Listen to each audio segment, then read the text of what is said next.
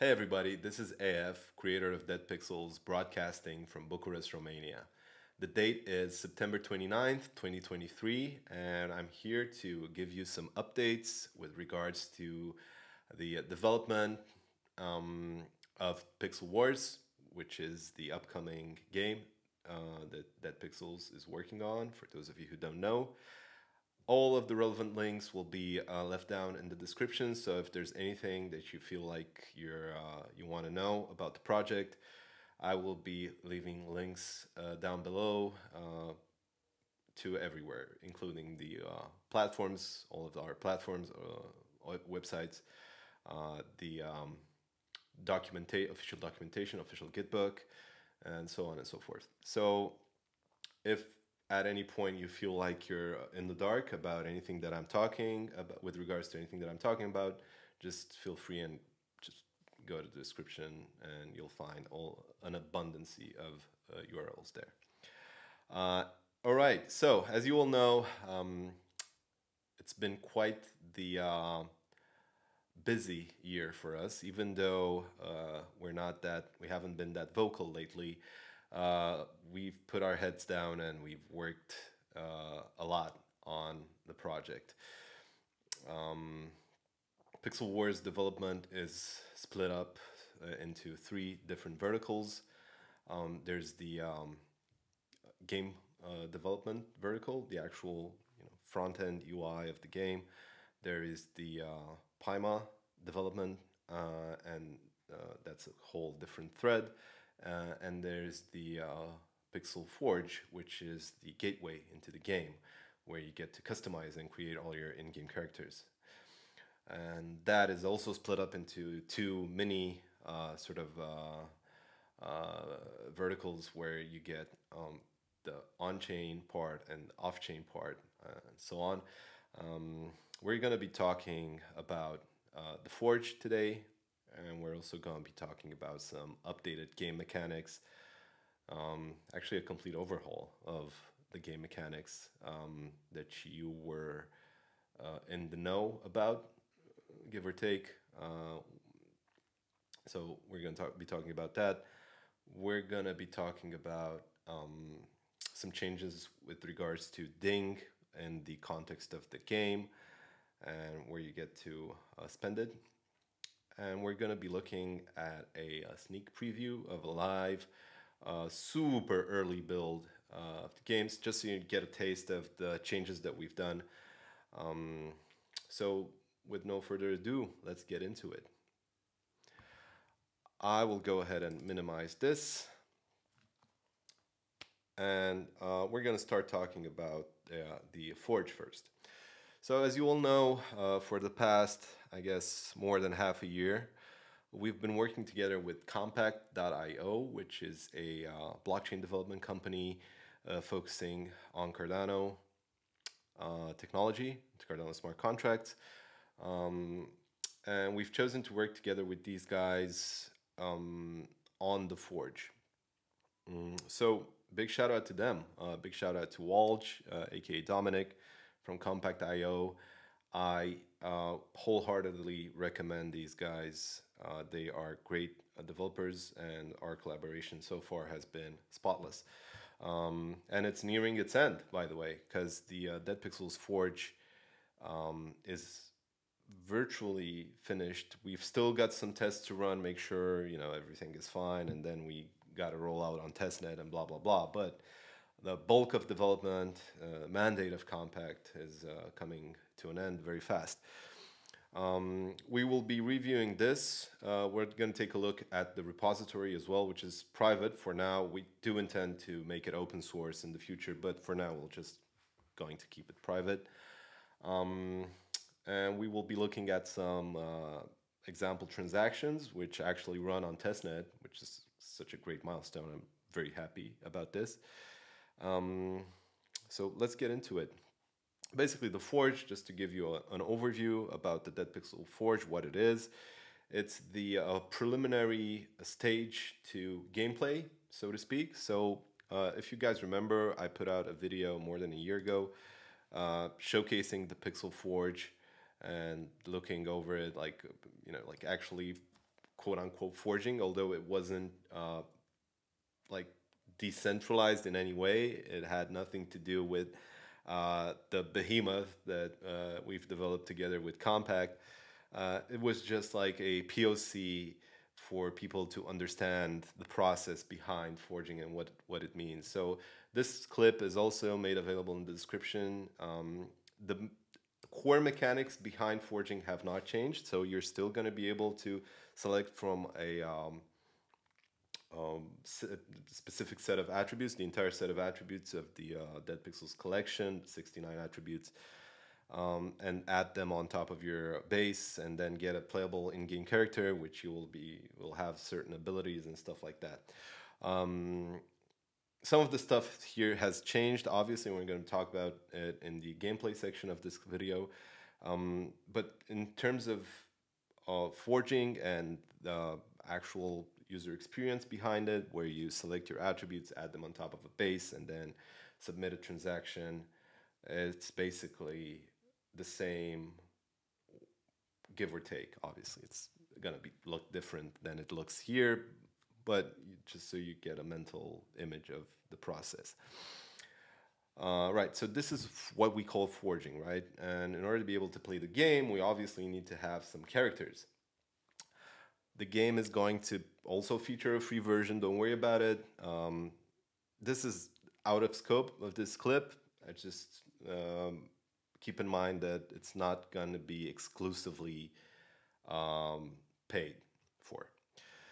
Right, so back to the spec for the Forge. So as you'll know, whenever we, professionals actually develop things, software on chain, and not necessarily on chain, but like whenever you develop a piece of software together with a professional company, you sort of put together like the spec sheet, right, which takes you through the entire logic of the app and all of the endpoints and so on and so forth, and also looks at the certain angles in terms of either vulnerabilities, potential vulnerabilities, how to overcome them, and all that sort of stuff.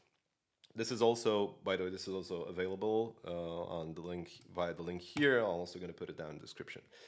So this nicely put together document, courtesy of Compact.io and Dominic, or Walge, is an overview of this 6-month long development that we've gone through with it. This is one of those few verticals that I was talking about in the intro of the clip, by the way. So we basically cover an introductory stage of the document where we talk about, like non-technical description of how the DApp works. This is all well known. Obviously, we're not going to get into that. The overall user flow of actual forging, the thing that we spoke about earlier here. Then we're going to look into payouts, where Genesis holders can actually redeem their rewards stemming from users forging.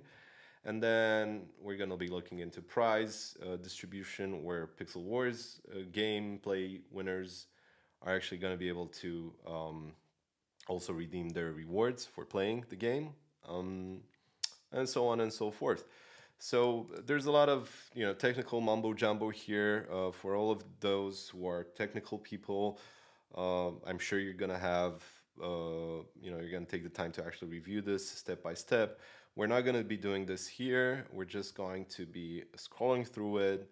We're gonna look at a few transactions as well that are actually testnet transactions, which is great. I'm so happy about that. It's testament to the fact that this behemoth of an app actually works on chain, and it's 99% decentralized. And you're gonna see why 99 and not 100%. But still, it's great. It's like we're running a lot of smart contracts in a lot of like places.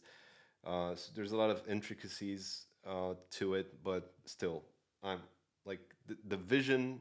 The original vision of the Forge and reward distribution to the Genesis holders, to the people who play the game and win, is just functional. It works on Cardano, and it's great.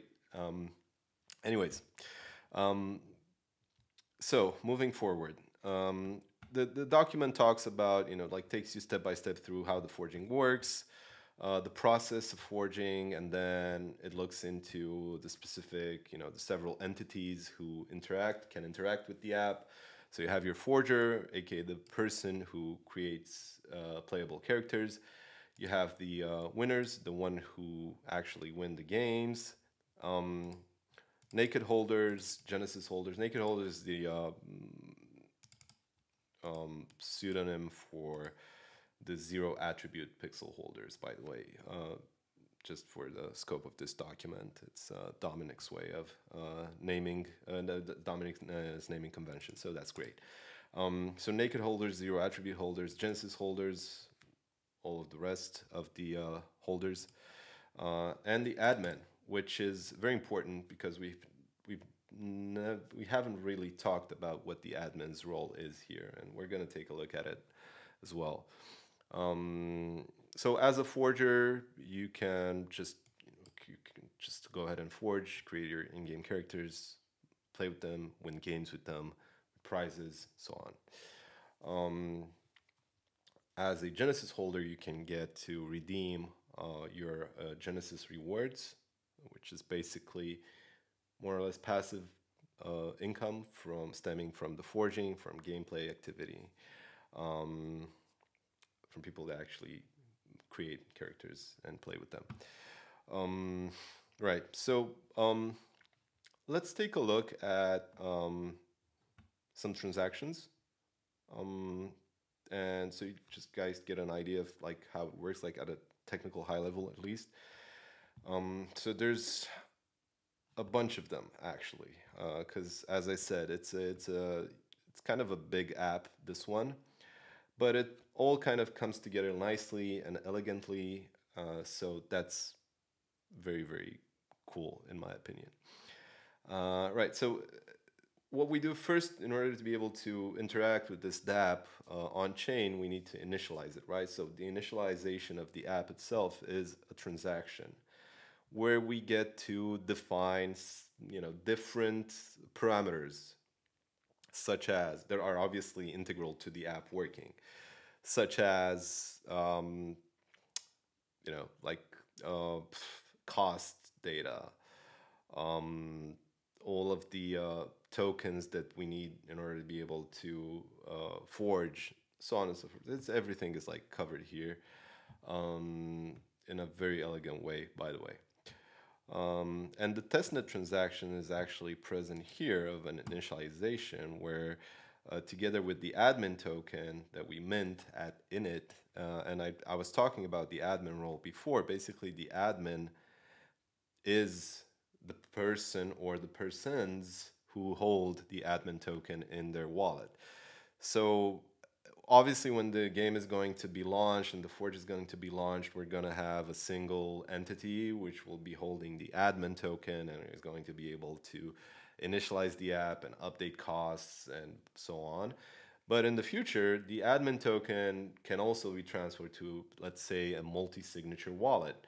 So a DAO could take over the decisions of what the cost of a base should be, what the cost of an attribute should be for forging, and so on, which is great because we can then, within the context of the same validator and the same DApp, just migrate seamlessly to a DAO structure rather than a single entity, single custodian entity structure that will be obviously at launch, which is great because, as time goes on, the community could actually be able to vote and decide on certain parameters of the game itself, like, I don't know, how much a chain should cost, or how much I don't know, it's sky's the limit. Anyways, all of the parameters that we configure as an admin will be updatable as well. So I've made sure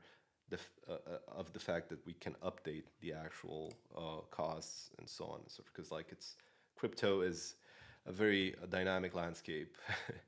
and we need to adapt.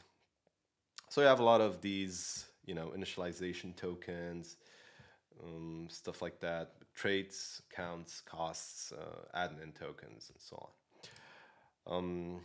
There's also, obviously, as part of the initialization part, there's also the init page transaction, which basically what it does is define all of the ordering of the that we need to go through in order to be able to assign rewards to holders, to Genesis holders. So, like as you all know, the rewards are being assigned in a rotation sort of mechanics where holder 1 gets rewarded now and holder 2 gets rewarded now, and then blah blah blah blah blah.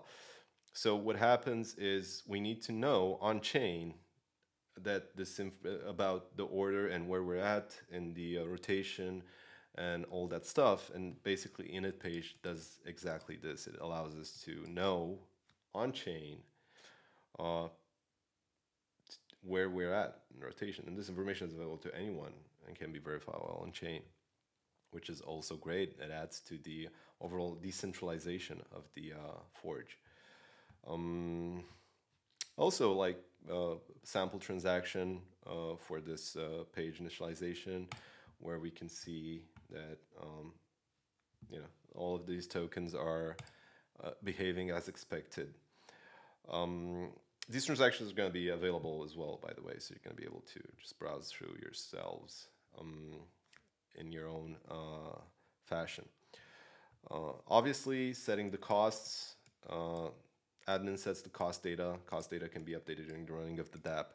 So as I said earlier, when we initialize the app as an admin, we set a cost parameter, which basically defines the price of forging. So as an example, here you see the cigarette costs 16.9 ADA, which is deducted from the base price of the chain, which costs 10 ADA in this particular demo, right? Our chain basically costs 10 ADA, just one sec, here we go, 10 ADA, right? So our chain, since our chain costs 10 ADA, then we need to define it on chain, get it? We need to have this information available on chain in a trustless manner so that we know it's there and we can call it at any time.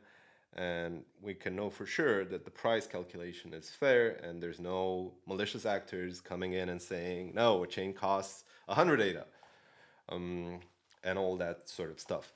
So that's also the reason why we have the costs as on-chain information rather than keeping them on a server somewhere. Right, so like with the whole of the crypto landscape and the fact that it's fairly volatile, to say the least, we might come to a point where 10 ADA could be a huge entry barrier for the game. So what should we do in this case? Well, obviously, we need to update all of the cost structure of the game. The cost structure is obviously being kept on chain. So this allows us, this transaction as part of the Forge validator allows us to actually come in and say, the chain doesn't cost 10 ADA anymore, it costs 1 ADA, because now 1 ADA is, I don't know, $2, and it's not feasible. It's a very high entry barrier for the game, so we need to make it cheaper to have more users play the game. And this achieves exactly that. Once we set the costs to a new value, then all of the subsequent transactions and forges are going to take into account the fact that the chain costs 1 ADA now and not 10. Which is great because it allows us to be versatile. It allows us to adapt to market conditions in this ever-changing landscape of cryptocurrency that we find ourselves in. And it's one of the things that I was very, very adamant about that we bring on chain. And obviously, since it's an admin-related task, the admin can either be a custodial entity, or it could be a DAO, it can be a group of individuals, a multi-signature wallet, something, whatever. As long as the admin token is being spent in that specific transaction, doesn't matter how, then the transaction goes through and the update goes through. is super cool because we can just adapt easily in the future based on the project needs. There's also obviously a question of fees. And when we talk about fees in terms of forging, we talk about the fees that are necessary to submit transactions and to have everything run smoothly on the blockchain. I'm not talking about the project's cut or anything like that. I'm talking about actual ADA to cover for all of these transactions that are happening. So there's obviously going to be a fee field, which varies from like, I don't know, 1 to ADA, depending on all of the other parameters. And basically what happens is when we submit all of these transactions, we need to collect some fees in order to cover for transaction fees. So that's what it does. Basically, the admin collects the fees, and with these fees, we basically pay for submitting transactions on the blockchain. Destroy data, obviously, if we want to destroy all of the history, this is like the red nuclear button. It's good to have as an option. Obviously, this is just probably never going to be used, but it's good for test purposes. Allows us to clean up stuff and so on. Right. So what else? Forge. This is the Forge transaction, the actual transactions that users submit on the blockchain. And we basically, the forger comes in with their ADA, then we have a reference input with costs, which we spoke about earlier, with the cost token, where all of the the pricing is defined and blah, blah, blah. And we basically reference this input as well. And what we do is basically spit up these outputs, which then are being processed by a assign function, which we're going to talk about in a bit. The forger obviously receives a receipt with the Forge ID to keep in their wallet. It's also good. They're going to come in handy when it comes to redeeming the prize from winning games. Right, so I mentioned earlier about an assign transaction, right? So what happens is, due to blockchain constraints and certain parameter constraints, we are not able to assign rewards to Genesis holders in the same transactions as we forge, because you have concurrency, contention, and all that stuff. So we came up with a smart way of getting around this, which is called an assign transaction. What this does is basically take all of the outputs that the forger has put out towards the Genesis holders and the prize redeemers. And we basically go through all of these and then we just assign each of these transactions to either the Genesis holders, each of these UTXOs outputs, to either the Genesis holders or the prize to be redeemed via winning the game. So what happens here is basically we've taken unassigned outputs and assigned them to whatever pixel, whatever Genesis pixel is up in a rotation. We look at the what page we're on, because due to a huge amount of dead bases, for example, we need to have pagination. So it is what it is. We look at what page we're on. We look at the cost. We make sure that everything is mathematically correct and we're not miscalculating anything. And then we assign the transaction. And what's cool about this is that unlike batchers, where like traditional DEX batchers, where basically you have a central entity coming in and doing the batching transactions in the order they came in, and you're not very sure if they're gonna be the correct order. They can front run you and stuff like that. This has nothing to do with that. It's actually is quite elegant because what happens here is a so-called batcher, but it's not a batcher. It's like more like an assigner.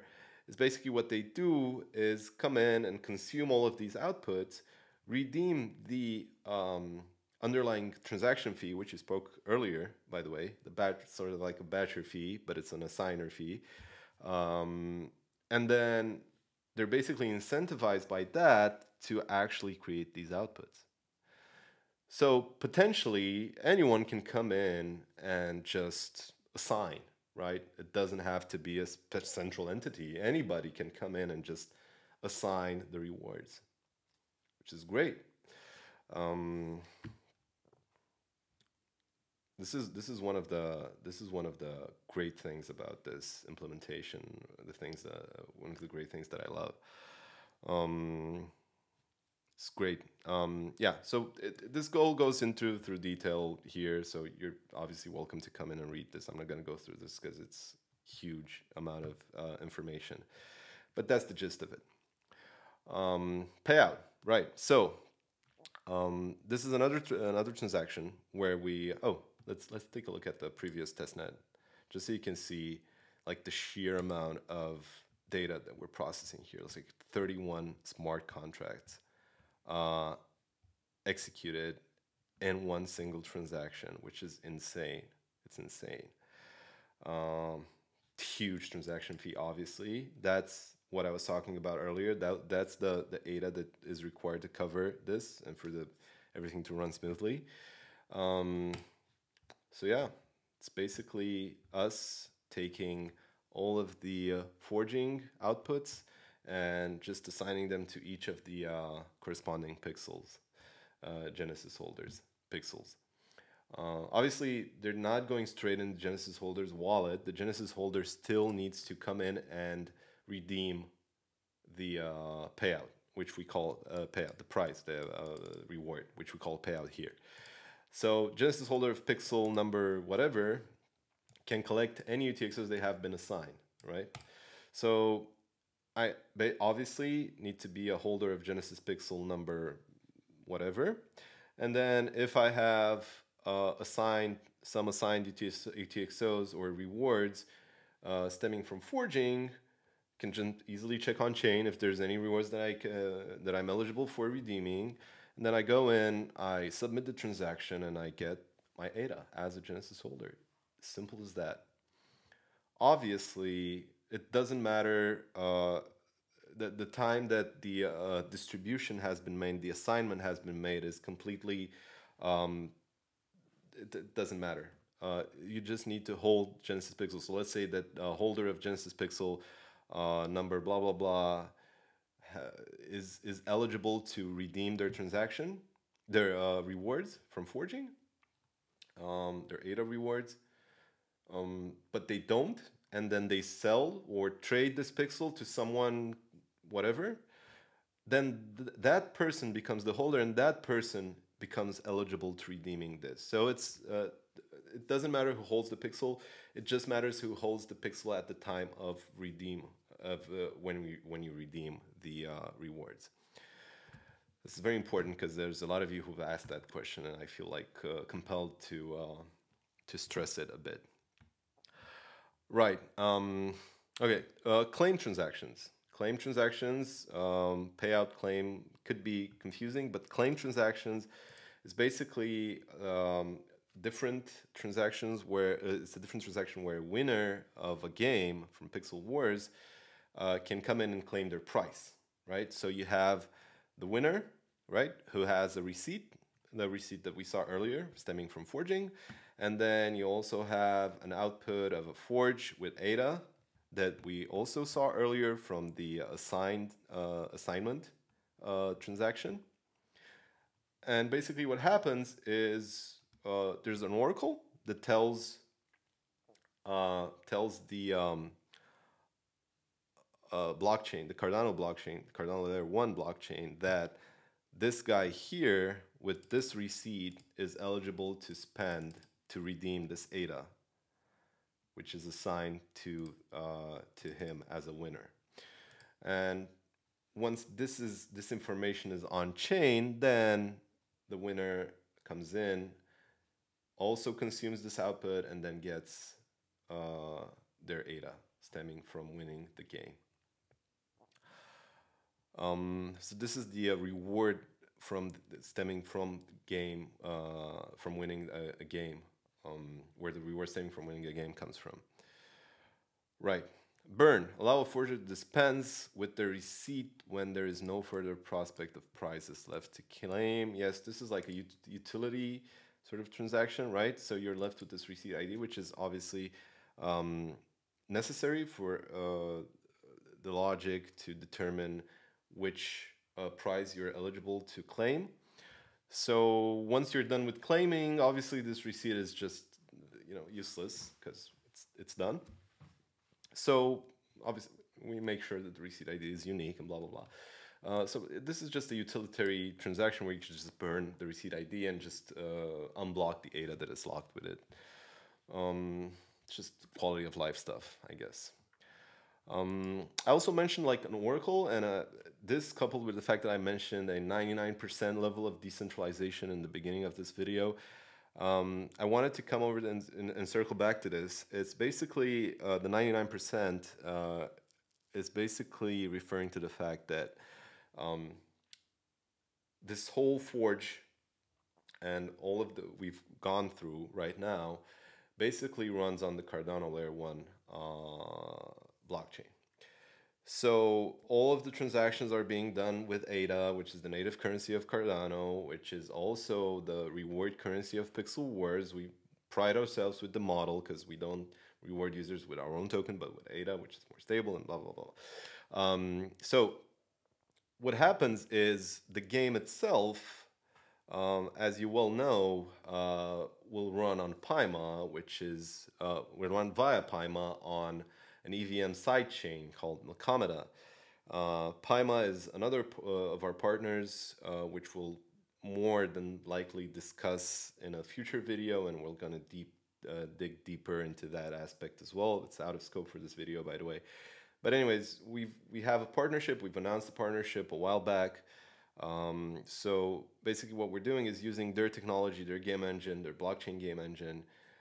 Has nothing to do, by the way, with the graphics or anything like that. It's just the blockchain side to run the game. We're leveraging their stateful NFT technology and so on.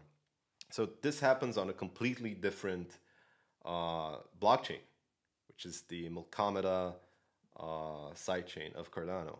It's an EVM. In terms of user experience, it's seamless.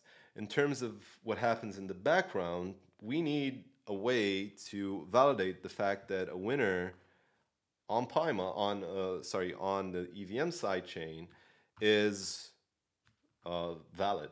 So how do we do that? And there's no decentralized way to do it, at least not out of the box, at least not when we launch the game. So what we do is create an Oracle entity, which is a secret service sort of running on a server somewhere, which reads data from the EVM blockchain and broadcasts it back to the Cardano Layer 1 blockchain. And that's what the Oracle token is for. And that's why I'm saying it's not 100% decentralized. I would have loved it to be, but it's just, I feel like there's no way around this, and it's completely, like in the future we can just make it so that the oracles are being run by third parties, which are incentivized in a way to just run the oracles, and we can make it more decentralized. But for now, we're just going to keep the oracle as within the custodial entity running the game. So just like broader picture about decentralization and what the oracle here that is mentioned here, where the oracle that is mentioned here in this document comes from. Right. So we've managed to go through the entire process. All of this information that we've gone through is obviously all of the logic is part of a repository, which is private, as I mentioned earlier, but it's here, it exists. We've been working on it for the past 6.5 months or something. like late February, early March. And there's a lot of stuff here. There's a lot of there's a lot of development that has been done, and there's a lot of transactions and logic and tests, and I'm not even going to get into it. We will open source this at some point in the future. I'm not going to say when. I don't know. It's on the to-do list for sure. In terms of technology, obviously, we've used the latest and greatest. So Icon has been used for validators, which is like so great. And shout out to people who develop it. It's such a great piece of tech. And without it, I'm not sure we would have been able to actually develop this whole thing. So Icon, shout out. Great stuff, and keep on building. I hope you keep on building, regardless if you get funded by Catalyst or not. You guys are the real heroes here. We're also using Lucid, so shout out to Alessandro for developing this great tool. Lucid, for those of you who don't know, is something of a tool which kind of helps with submitting transactions and makes it easier and blah blah blah. So that's also part of our tech stack, and it's also part of the development that's been done by the community on Cardano, which is great. It's what it's supposed to be. So yeah, repo's there. We can actually run the code, demo transactions. We're almost done with this. It's great. It's going to be running on chain. It's amazing. In terms of Forge, now there's some data types defined here. I'm not going to go through all of these. So program is mambo jumbo. So for whoever wants, it was like technical enough and wants to read through these, be my guest. But anyways, that's that with this section with the different data types, parameters, redeemers, and all that stuff. And we move on to the potential weaknesses, because any self-respecting spec document has to have this section available. So we have evil oracles. So we've obviously talked about the oracle earlier. So yeah, it's no way around it. Hopefully we're not gonna deal with evil oracles, because it would be a shame. And obviously there's no motivation on behalf of the custodial entity to actually just do shady stuff, because why would we shoot ourselves in the foot for something which is like bad and just destroy the product that we've been working on for like over 2 years now? It makes no sense. So anyways, evil oracles, then bad setup. Again, initial setup we've spoken about in the beginning of this section. It could be that somebody messes up the initial setup when we do the initial setup, which is only done once, by the way, but that's fine. We have the destroy function where we can just roll back all of the changes, even if forget about everything we've done, and then keep on doing a fresh init on chain and just have everything work as it should work. And then the admin destroying the app. Again, I've mentioned this. Admin token will stay within the custodial entity of PXL Wars for the time being. And then while when we move forward and we decide, okay, we want to DAO this, we want to put this in the hands of the community or as trusted members of the community or anything like that, just have it as stemming as a result from a vote, then we can just move the admin token to there. And ta-da, complete custody of the token is gone from the custodial entity and into the hands of the DAO or the community. So that's great. Right, and a small glossary. Cool. So overall, this kind of concludes this section of the overall Forge. So I think we should be talking a bit about what we changed when it comes to gameplay, and also what we changed when it comes to graphics and art direction. So no further ado, let us continue. Right. So, as you all know, we have like this. Sorry, not this. This. We've prided ourselves when developing the game that we won't be using any third-party software like Unity or Unreal Engine that is being owned by like major companies that can just decide to paywall you and just torpedo everything, right? Um, Not long ago, there were rumors that Unity was about to add in a fee per each install that they would impose on the developer. It's insane. It would have torpedoed the entire industry using Unity, at least people who were using Unity, smaller games. Insane. It's like they've obviously gone back on that decision, but it just goes to show you that at any time these entities can come in and say we're going to paywall this, and we don't care about developers, especially small independent developers like us. No, we just want to get our get our slice of the cake, and we don't care about you guys.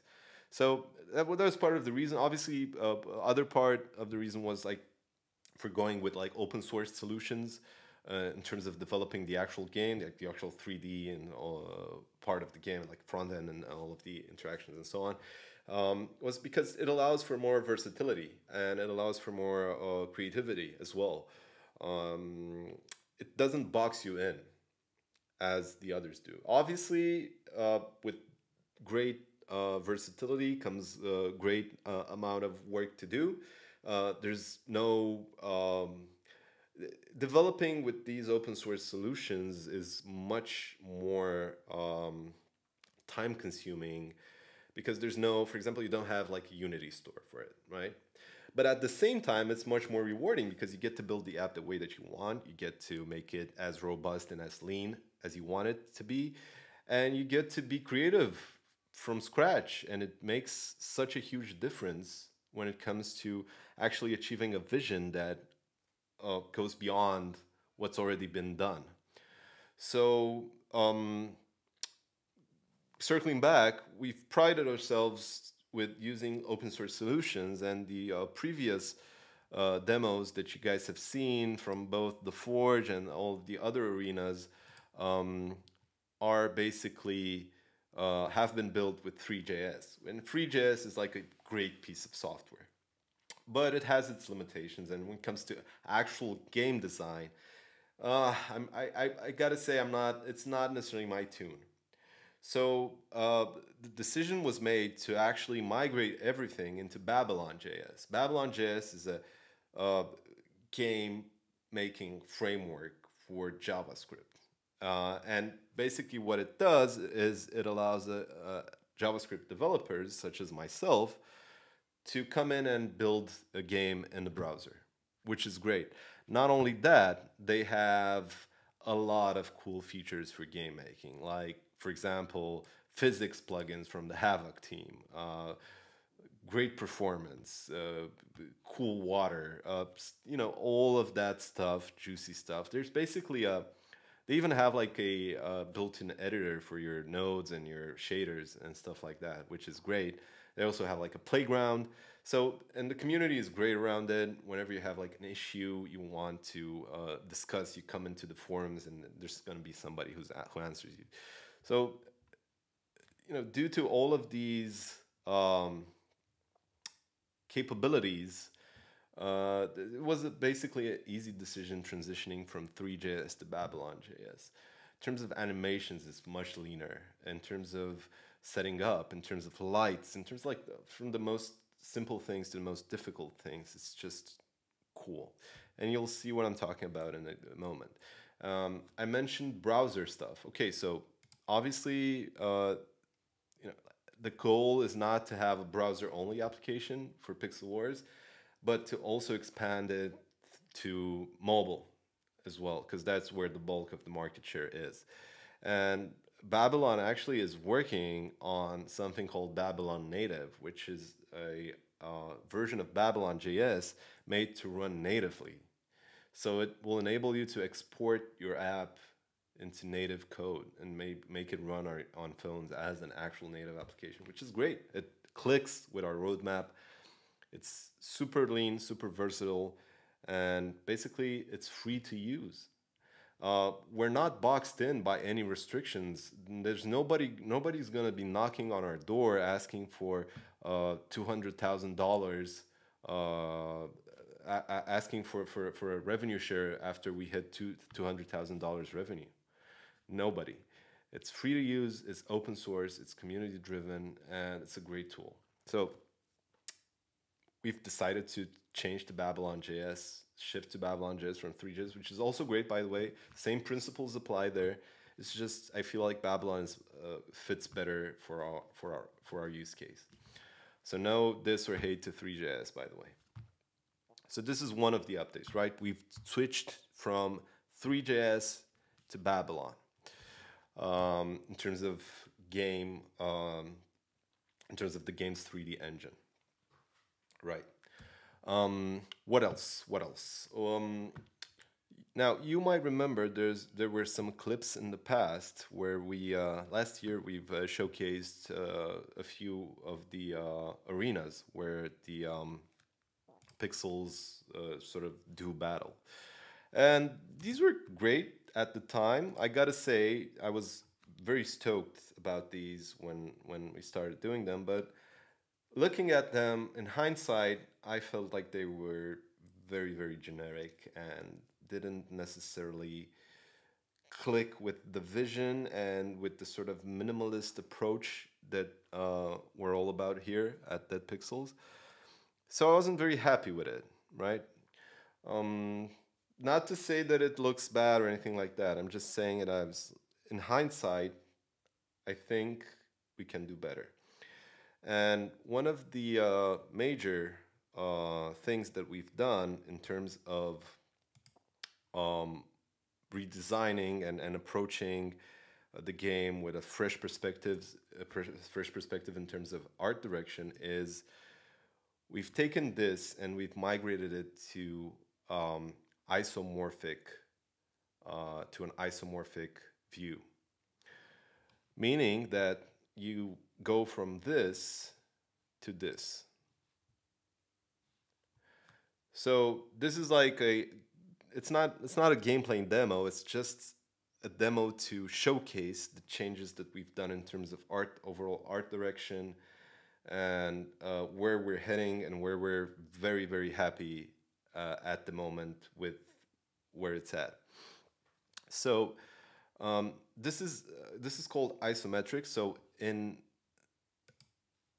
like, as opposed to this, for example, to what you see here, where you have like this perspective and there's the far field and the near field and the far field and blah, blah, blah. Here, there's no perspective shift. And this is reminiscent to the old school games. Like, for example, one of the most famous isometric games out there is Diablo, for example, where you could just move the camera, but the angle from where you looked at is just kept constant, and there's no perspective shift between the near plane and the far plane. And basically, this is isometric space. It's an isometric rendering in 3D space, which basically allows us to come up with this like super minimalist and gorgeous design that I've inspired and based on a lot of games that I love. Well, one of them is Journey, for example. The other is Monument Valley as well. It's a great game in terms of design and art direction. It just clicks with my overall vision for pixels as well. And I feel like this art direction right now clicks with everything else that Pixels has done up until now, including the graphics, the design from the original Pixels to the 3D Pixels and so on. So obviously this is by far not the final or complete version. I'm just using it as a showcase so that you guys know that we're on the right track when developing this. And everything that you see here has been done from scratch. From scratch. There is no Unity asset store, no bought, paid for asset or anything like that. Everything here is done from scratch, designed from scratch, and put into on the screen, right? And we're gonna take a bit of an in-depth look, right? So as you can see, there's like the particle system is done from scratch. Obviously, it's a cool effect that sort of like creates like an atmosphere of these like embers rising up into the air. I feel like we need to add some more stuff here because it kind of feels empty. But anyways, that's besides the point. The I don't know, the hallmark sort of visual centerpiece from the old Pixel Wars arena from the Void has been kept and has been sort of translated into this nice, you know, isomorphic sort of puzzle, which is cool. I feel like it adds a nice effect to the overall thing. The fog here as well is also custom. So the thing, the gradient that comes in from is the fog, and it's completely, you can completely parameterize it and just add, just make it thicker, lower, higher, stuff like that. Everything here, by the way, is completely customizable. And we're going to get into that when we talk about the new mechanics. So complete graphics overhaul, right? We've gone from classic perspective view to a orthographic perspective in an isomorphic 3D space, which is great. And I feel like this is it, right? This is it. Custom cursors, we have like a zoom in function as well. And you know, all of the stuff here, we're gonna get into it a bit more later. But first I want to talk about the characters on screen, right? So we've spoken about forging them, and here they are in action. So we have a wolf, a reptile, and a dead base on our team. This is the enemy team facing opposite. You can see that all of the animations from the original collection, from the 2D collection, will be preserved in game. So you can have like the smoke pipe, the smoke from the pipe, and the you know, banging headphones and everything else, which is like a cool touch, I feel like, and it sort of like pays respect to the OG graphics, OG art direction of the project. And off the bat, obviously, you can notice there's like a grid-based layout as opposed to what we had earlier, which is the non-grid-based layout and just you know, the entities, the characters facing each other. So moving forward, the big news is that the mechanics has switched to a tactical, grid-based, turn-based as well playing game. So we're gonna have abilities available on which will be dictated by the attributes that the characters are equipped with, and these abilities will help you win a game. So let's take it down a notch so that it doesn't get too confusing. So we've moved from classic Axie style, Pokemon style, you hit me, I hit you sort of mechanics, where you had like the, you know, like a health bar and stuff like that, and the health depletes, to a tactical based mechanic where each character has certain abilities given to them by the attributes that they are equipped with, and they can use these abilities to their advantage in order to be able to win a game, right? So custom cursor, right? We can select the character, right? Custom cursor animation when you select the character. Bop animation when the character is selected. Character follows the cursor on the screen, right? So we can tell it where to move. All of these characters can be moved. Obviously, this is just to showcase. It's not set in stone. I'm just showcasing the way that the movement is going to take is going to appear in game and is going to work in game. Since it's a grid-based system now, and it's going to be a tactical grid-based gameplay, we're going to be able to move our characters on each of these grids according to their movement options naturally. So for example, let's say I take this reptile and I want to move it here. I just you know, I just click on it, and I just click on the square that I want to put the reptile at, and then poof, the reptile moves here. Now, you might have noticed these green squares. Obviously, this is like the movement that I'm allowed, the area that I'm allowed to move in with this character. Obviously, turns are not implemented yet, so there's no turn-based aspect right now. I'm just want to showcase, the movement on the board, right? Same with all of these characters that we're playing with. There's nice, cool teleporting effect each time we move from one portion to another, from one tile to another. And I feel like this is like very pixel-esque, and it fits with the overall Pixels vibe as well. You might have noticed, obviously, that the particles that appear when we move the pixels are obviously themed accordingly to what the pixel sort of like theme color is. So, for example, I got green teleporting particles for the reptile, whilst the wolf is features brown because it's sort of brown orangish sort of textured.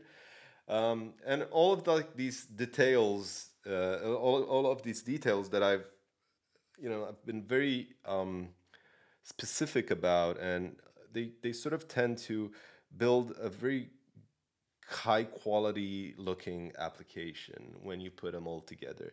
They might seem like they're not that important in the grand scheme of things, but they get noticed and they speak tons when it comes to the production quality of the game. So basically what happens here is I will be able to move on this grid-based layout with my characters based on their movement possibilities. Obviously, this is configurable and it will change based on whatever we decide. For example, wolves might have the ability to leap, and they could potentially just be able to just leap forward like a bunch of squares. Whereas reptiles, they have the ability to slither, and they would just crawl, I don't know, in diagonal or stuff like that. So think about it like similar to chess in terms of movement, right? Where you have all the different pieces have their different ability. Same here. Same goes here as well. There's no more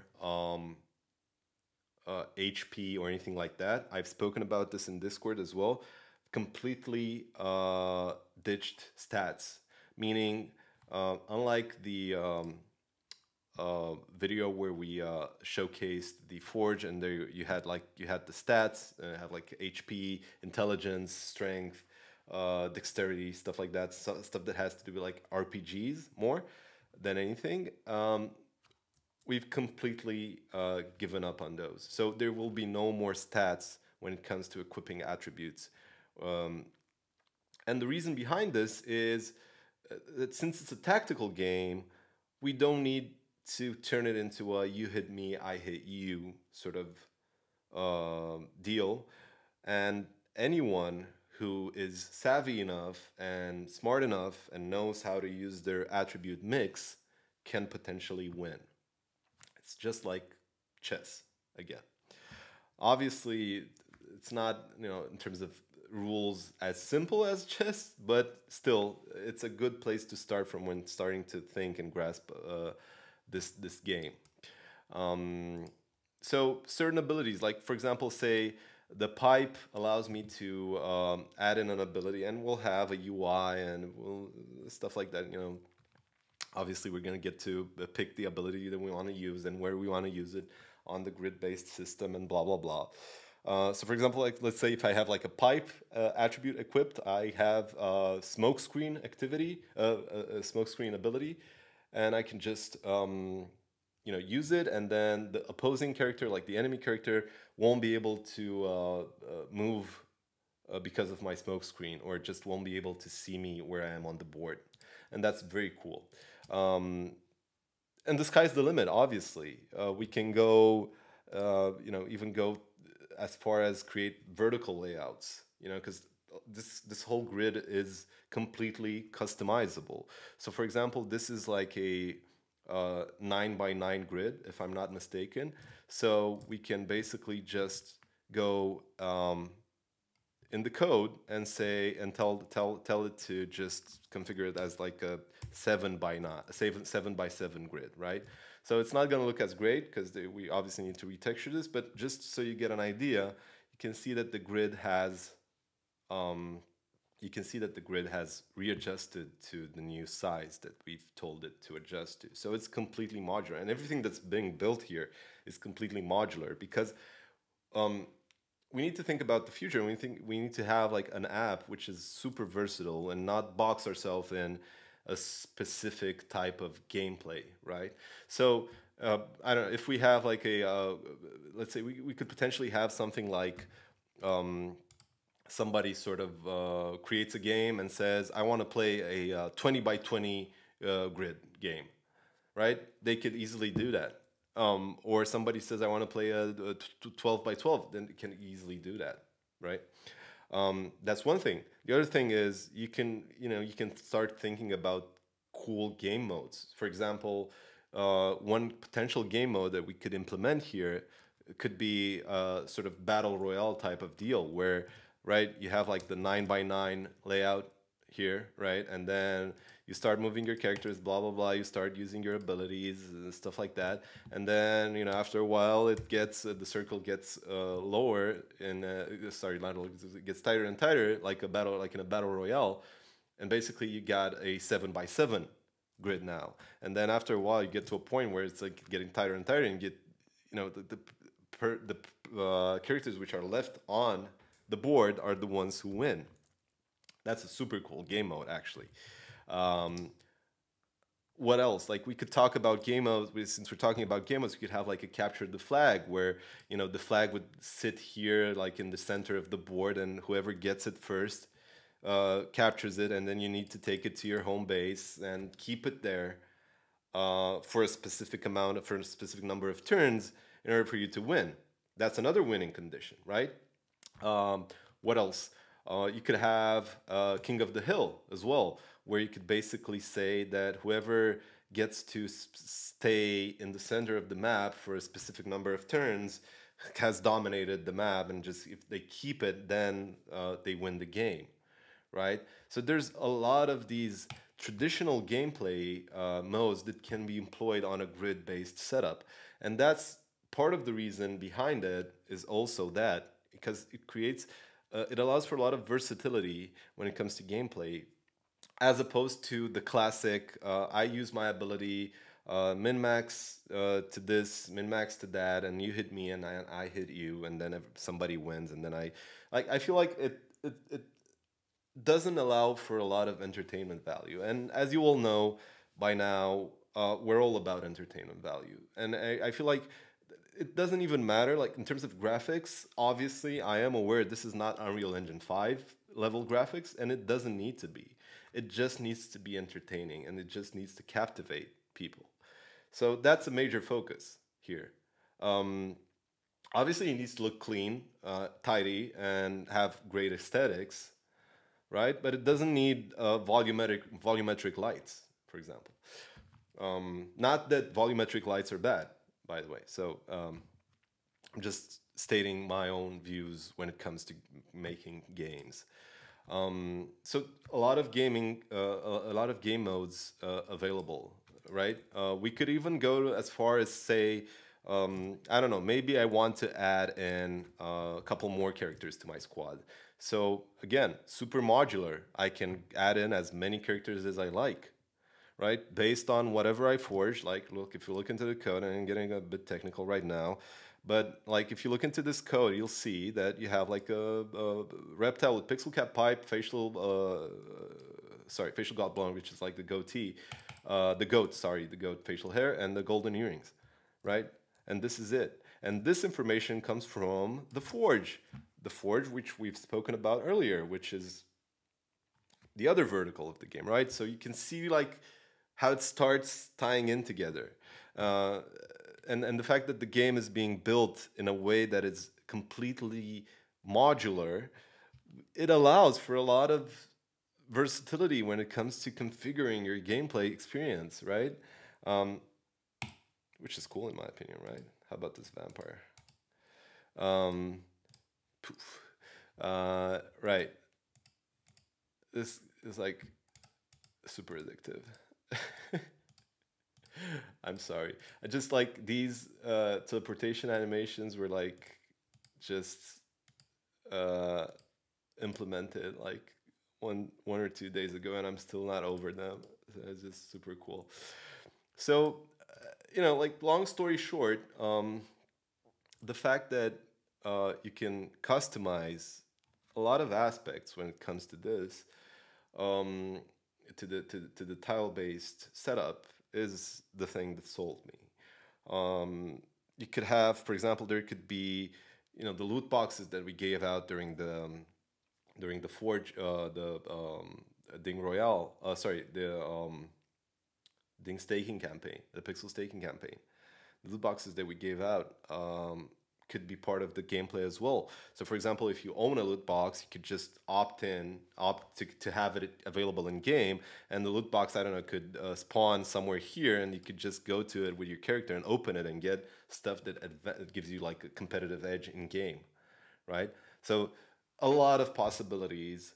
Obviously, this is the void arena. That's where it starts, and then all of the other arenas, all of the other tokens that you already have are going to be also available. So there's no change with regards to that.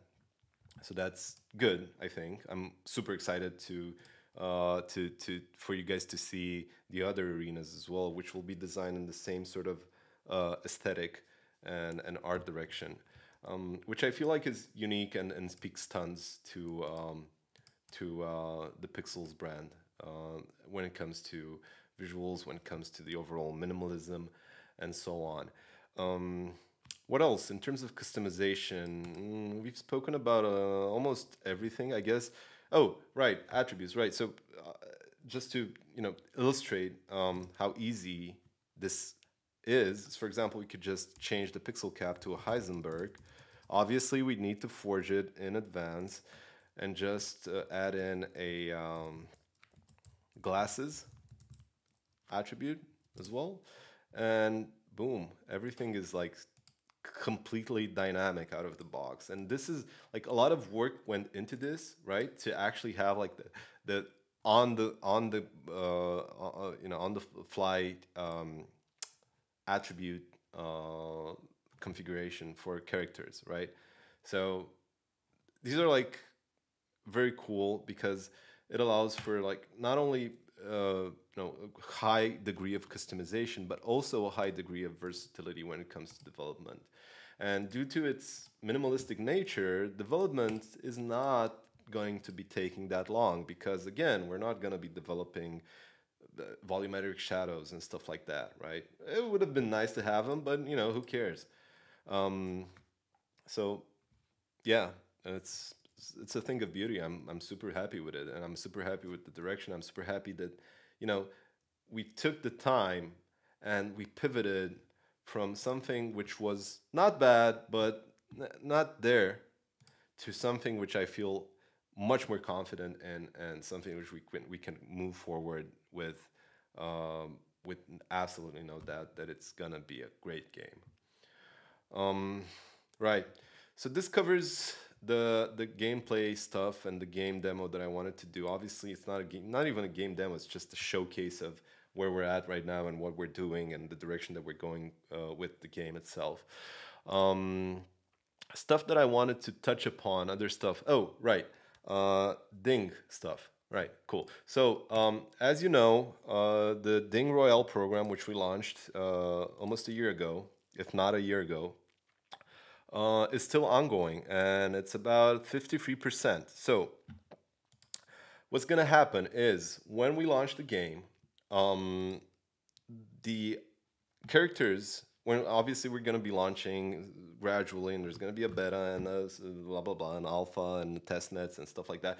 But the first iteration of the game is going to feature exclusively the characters featured in Ding Royale, right? So basically, we're going to be making use of these characters that were not forged on chain, but forged in the POC context the POC that we've announced a year ago and so on. And we're going to be taking these and turning into playable characters. You're going to be people who own these NFTs are going to be able to redeem their playable characters, obviously for free, in the Forge, and then play with them. And these are going to be, we're probably going to introduce, I guess, one more batch, I think, of Royale characters in addition to these. So 4 more, I guess, because these are like the lowest ones. And yeah, these are going to be the only playable characters. And, we've made it so that, and yeah, we're going to be focusing on epics as well.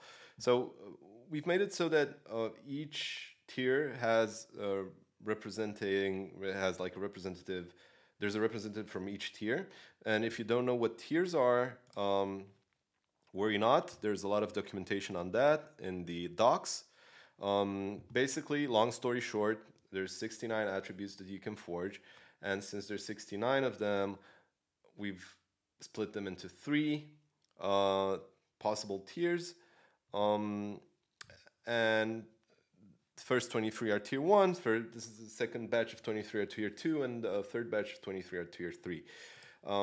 Now, the change that we're going to introduce in terms of tiers is, as opposed to this current state where some epic bases are part of tiers, we're going to be stripping the epic bases outside of tiers. So all of the epic bases, in addition to dead bases, so dead, reptile, vampire, werewolf, and alien, are going to be forgeable regardless of tier, right? So you're not going to be, they're going to be tier agnostic. And I've announced this in Discord as well, but I'm just putting it here as well.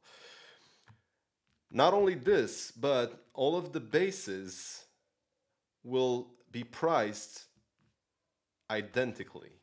So a dead base will cost 20 ADA, for example. Reptile base will cost 20 ADA, a werewolf will cost 20 ADA, vampire will cost 20 ADA, and an alien will cost 20 ADA as well. So there's the same price for all of the bases. That means that it doesn't put you at a disadvantage as a base holder.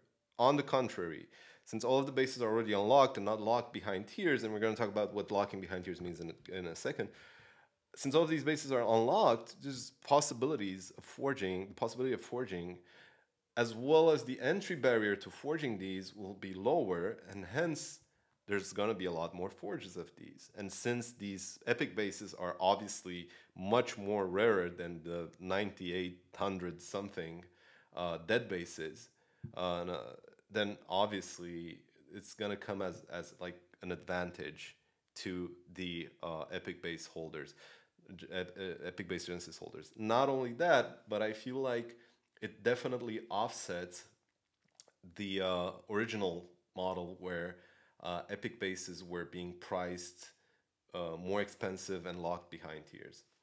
And another thing related to tiers, in order to be able to play, to forge from tier 2 and tier 3, the original model stated that you need to lock some arbitrary amount of ding in order to be able to play it, to forge.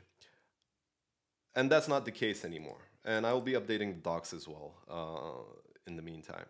So what's going to happen is, instead of having to lock 20,000 ding or 35,000 ding to be able to access the tier, we've switched to a more elegant solution, in my opinion, and more economically viable, where each time you forge from tier 2 or tier 3, you have to pay, not lock, pay a arbitrary amount of ding. This means that you will have to spend, for example, it's going to be a low amount, obviously. So when you forge, for example, when you forge a, a balaclava, which is obviously tier 3 because it's one of the most rare attributes from the collection, then you're going to have to pay, let's say, 20 ding, right? And with ding price being what it is right now, it's just that's completely feasible. Same goes for tier 2 as well. Obviously, a lower amount of ding, let's say 10 ding or 5 or 1, whatever. We'll see. The economics are not there yet, but we'll make them work.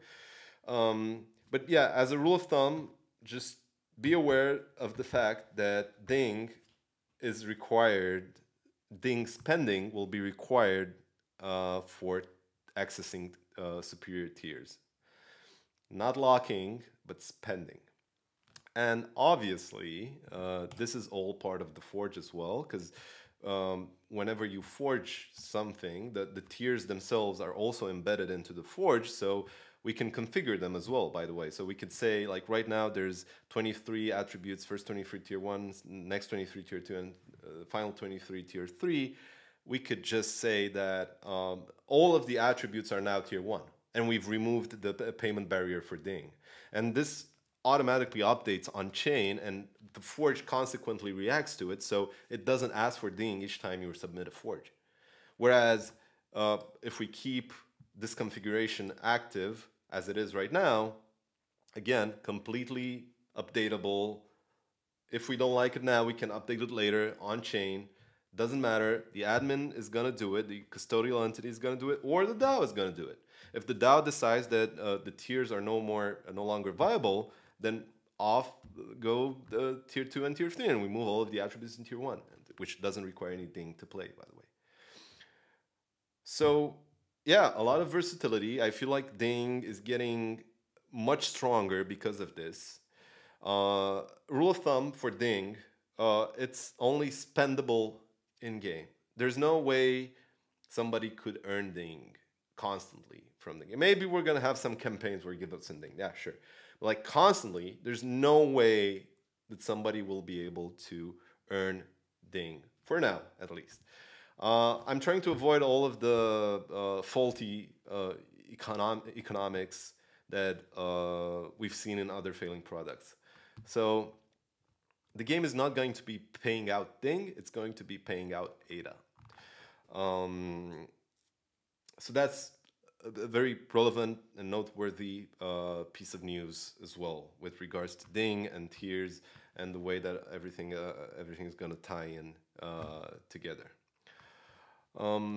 Right. So royal characters, they're going to be the very first PXL Wars characters, which you're going to be able to play with in game. Once we're done with the limited amount of time that we're going to dedicate to pre-release, where we're going to use these characters, we're going to open up the forge, completely open up the forge, move completely on chain, be done with Ding Royale, by the way, which is still available, so you can still participate. And that will be it. Yeah, so I guess that's the last of the news. Hopefully I didn't forget anything. If I did, I'll probably follow up via Twitter and stuff like that. But yeah, long story short, great day for updates. Forge almost done. On-chain looks magnificent. It's a very elegant solution overall.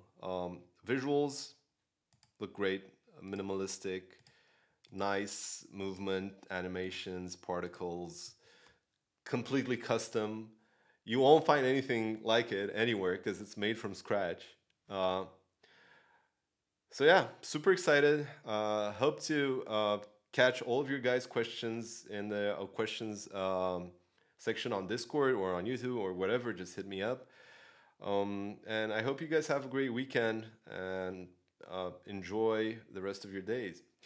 Yeah, it's been great. This has been AF from DEADPXLZ, broadcasting from Bucharest, Romania. Have a great weekend ahead. Cheers. Bye-bye.